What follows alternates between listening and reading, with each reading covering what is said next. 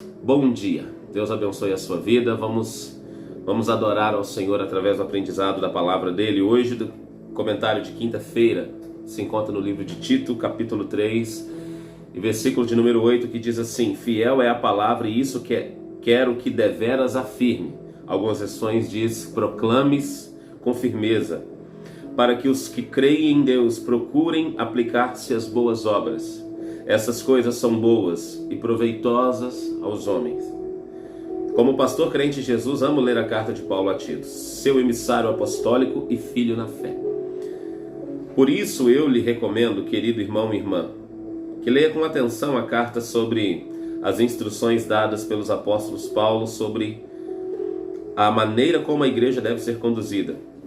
Isso será muito proveitoso, em especial no capítulo 2 e o verso 14, afirma-se que Deus quer que a sua igreja se torne um povo exclusivamente dele e consagrado às boas obras. Essas obras de bondade são de grande proveito, não só para a igreja, como também a todas as pessoas. E para que o pastor tenha autoridade de cobrar da sua igreja tais procedimentos, faz-se necessário ensinar, por preceito e pelo exemplo, o que Deus espera que se faça. A igreja de Cristo deve se aplicar às obras que estão à altura da própria vocação, sabendo que o Espírito Santo é quem produz tanto o querer quanto o efetuar. Por isso precisamos buscar o auxílio do Senhor em tudo, que nossos pastores, juntamente com suas igrejas locais, esmerem-se em boas ações, para que a santa vocação do Espírito desenvolva em nós o desejo de servir mais e mais ao nosso Deus. Aleluia. Irmãos, essa semana nós estamos falando a respeito do ministério pastoral, né? E não apenas exclusivamente para pastores, mas da nossa vida, do nosso trabalho, do nosso cuidado, né? Quando nós ajudamos, quando nós evangelizamos, quando nós cuidamos de alguém. Nós falamos um assunto importante no início dessa semana a respeito do evangelismo, a respeito desse pastoreio. Muitas pessoas acreditam que levar a palavra do Senhor para alguém é só o fato de um dia você ir lá falar da Bíblia para essa pessoa, depois ir embora e dizer assim: já falei, agora essa pessoa que se vire com Deus. Irmãos, alguém novo na fé não tem estrutura para procurar o Senhor sozinho, ela precisa de acompanhamento. Nós demos o nome a isso de mentorado. Nós não, esse nome já existe, mentoria para tudo. Você vai na internet e há mentoria para todas as coisas. Só que é impossível você evangelizar alguém em um dia só e não manter o cuidado sobre a vida dessa pessoa e achar que ela vai se firmar e vai conseguir estar posicionada diante do Senhor. Isso é impossível.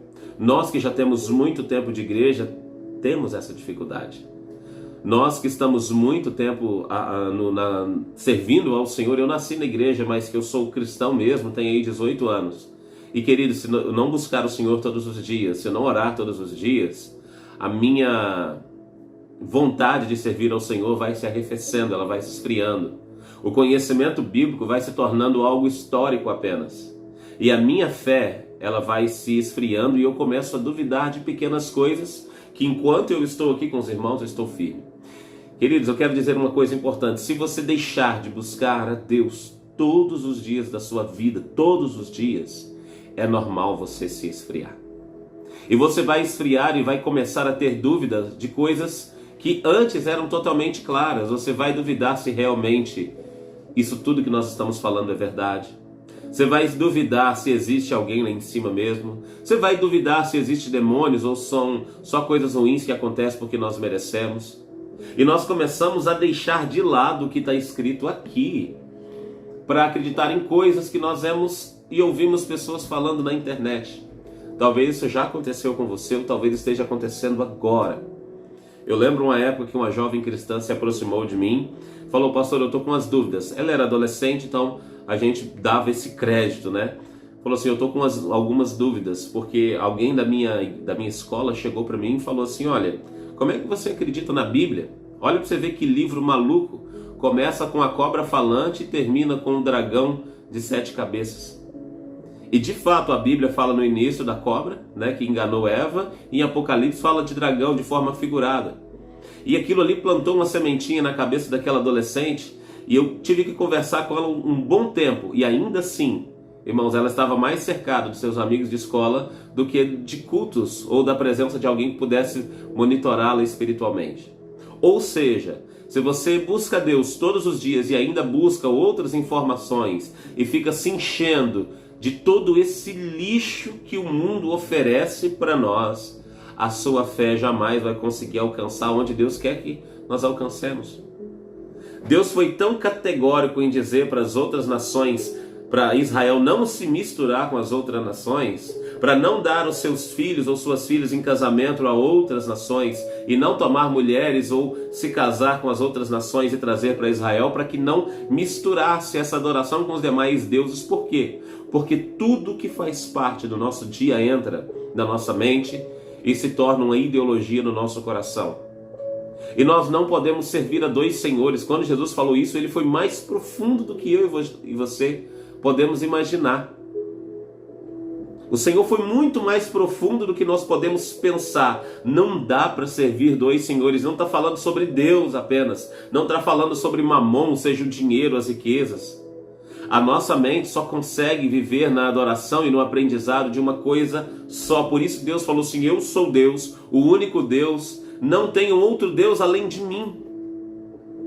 Irmãos, e quando nós servimos a esse Deus bíblico de forma religiosa e não temos um real encontro com Jesus, nós estamos sendo idólatras até a Bíblia, mas sem o encontro verdadeiro que a Bíblia ensina nós temos. Então a forma correta de eu e você servirmos a Deus e não sermos pegos de surpresa quando Jesus voltar, e eu creio que está muito próximo, nós vamos precisar ter um real encontro com Deus, e para isso acontecer eu preciso apagar todas as demais vozes que estão à minha volta. Temos que fazer calar as demais vozes. Pessoas perguntam: pastor, por que eu não consigo? Por que eu não sinto? Por que eu não me envolvo? Por que eu não me dou mais? O que está acontecendo? Nós estamos ouvindo muitas vozes. A Bíblia diz que nós precisamos aprender de tudo e reter o que é bom.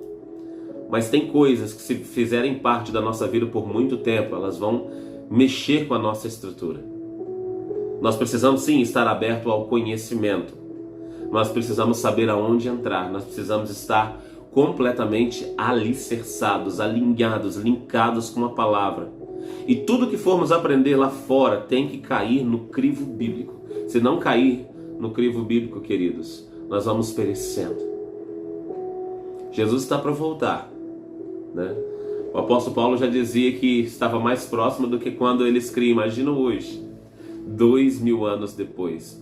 Imagina no período que nós estamos vivendo a maior pandemia, a maior catástrofe, vamos dizer, biológica, da maioria de nós que estamos vivos, né? Talvez pode chegar a ser, e Deus abençoe que não, ser a maior de todos os tempos. Jesus está mais próximo porque as coisas estão cada vez mais apertadas, acontecendo com mais violência. E nunca o Evangelho chegou em tantos lugares como hoje. É claro, tem lugares ainda que o Evangelho ainda não chegou. Tem países que estão completamente fechados para a palavra. Quando entra porções pequenas. Mas está muito próximo, queridos. O Evangelho chegou. Eu creio que o fim está próximo. E como que está a minha e a sua vida em relação à Bíblia? O que nós estamos nos alimentando? O que nós estamos fazendo? Como nós estamos nos enchendo? A que nós estamos dando importância? Eu gosto sempre de pensar que se o dia fosse hoje, ou da minha morte, ou da volta do Senhor Jesus Cristo, o que eu faria mais? O que eu pararia de fazer, irmãos? Na verdade, não é muito do que nós faríamos, porque estamos fazendo muita coisa. Nós buscamos conhecimento bíblico, nós estamos orando, nós estamos participando de cultos. Quando não é presencial, é em lives. Mas o que eu vejo é o tanto de coisa que nós fazemos junto com isso, e vamos enchendo a nossa mente com todas essas coisas. Nós vamos enchendo a nossa cabeça, o nosso coração com tanta coisa. Nós tomamos tanta coisa para fazer e abraçamos, e o nosso dia se torna pequeno. E nós gastamos pouco tempo com aquilo que realmente importa, porque nós achamos que precisamos fazer demais. Mas daí a gente sempre volta para aquela palavra que Jesus disse para Marta: Marta, Marta, você está atarefada com muitas coisas, mas somente uma interessa. Irmãos, não é ganhando o mundo inteiro, não é se envolvendo com 1 milhão de coisas que nós vamos conseguir gastar tempo de verdade com o Senhor. Nós temos que filtrar o que realmente é bom para a nossa vida espiritual. O nosso trabalho, os nossos estudos, a nossa família, tudo isso tem que se encaixar dentro da minha vida com Deus. Porque no fim das contas, tudo começa e termina nele. E quando tudo isso acabar, a nossa nova família vai ser nele. Jesus disse que no céu nós não seremos como acontece aqui com famílias. Nós seremos como os anjos.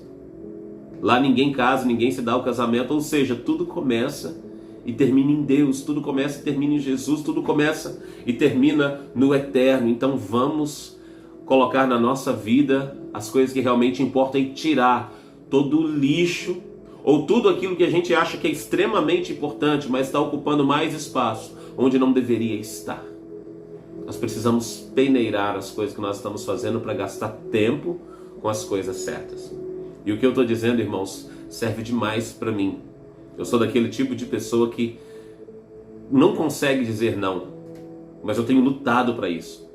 E muitas das vezes, esses sims que a gente dá para as coisas, para as pessoas, não fazem parte do nosso propósito. E nós vamos enchendo a nossa prateleira de coisas que não fazem parte do nosso propósito. Nós vamos enchendo a nossa vida de coisas, situações que ocupam tanto o nosso tempo e nos tiram a oportunidade de realmente fazer aquilo que importa. Olha para alguém que está fazendo o que importa. Busque alguém que você vê que está sendo produtivo naquilo que é o seu chamado. Veja o quanto essa pessoa é realizada, veja o quanto essa pessoa é feliz pelo que faz e veja quanto tempo lhe sobra para fazer ainda mais aquilo que é o propósito que traz felicidade. Ou seja, essa pessoa está no céu aqui na terra. Mesmo que haja lutas, mesmo que haja dificuldades. Precisamos buscar, irmãos, agradar o Senhor a todo instante. Jesus disse assim, olha, a minha vontade, a minha alegria, o meu chamado é fazer a vontade daquele que me enviou. E por muitas das vezes o Senhor Jesus foi chamado para fazer uma ou outra coisa. Mas ele dizia, compete fazer isso, porque é a vontade do meu Pai. Irmãos, nós temos que estar tão conectados com Deus para entender qual que é a vontade primordial dele para a nossa vida. O Senhor não vai falar assim pequenos detalhezinhos de tudo que nós precisamos fazer. Mas ele vai nos direcionar para o caminho correto. E ele vai deixar com que cada particularidade nossa venha trabalhar em cima. Deixa Deus te usar, deixa Deus trabalhar na sua vida, deixa Deus ministrar no seu coração, em nome do Senhor Jesus Cristo. Amém, amados? Louvado e engrandecido seja o nome do Senhor. Deus abençoe a vida de todos, em nome do Senhor Jesus.